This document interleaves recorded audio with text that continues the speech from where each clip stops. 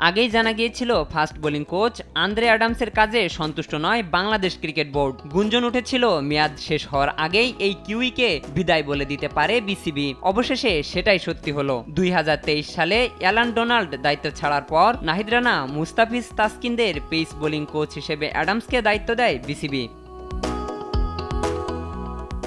এবার তার সঙ্গে পারস্পরিক সমঝোতার মাধ্যমে চুক্তি বাতিল করেছে বাংলাদেশ ক্রিকেটের নিয়ন্ত্রক সংস্থা। এমনকি শনিবার মিরপুর শেরেবাংলা স্টেডিয়ামে তাকে ফুল দিয়ে বিদায় জানিয়েছেন জাতীয় দলের খেলোয়াড় এবং অন্য কোচিং স্টাফের সদস্যরা। এখন তার জায়গায় নতুন ফাস্ট বোলিং কোচও অনেকটাই ঠিক করে ফেলেছে বিসিবি। বাংলাদেশ ক্রিকেট বোর্ডের একটি সূত্র জানিয়েছে, নতুন কোচ হওয়ার দৌড়ে এগিয়ে আছেন অস্ট্রেলিয়ার সাবেক পেসার শন টেইট। সবশেষ বিপিএল আসরে চিটাগং কিংসের প্রধান কোচ হিসাবে দায়িত্ব পালন করেছিলেন তিনি। সেই সময়ই তার সঙ্গে আলোচনা কিছুটা এগিয়ে রেখেছিল বিসিবি। এখন তা অনেকটাই চূড়ান্ত।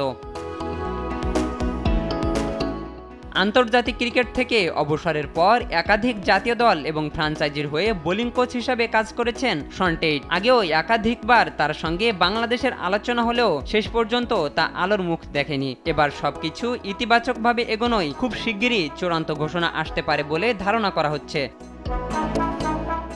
শাহিনুর আলম, স্পোর্টস ডেস্ক, দেশ টিভি।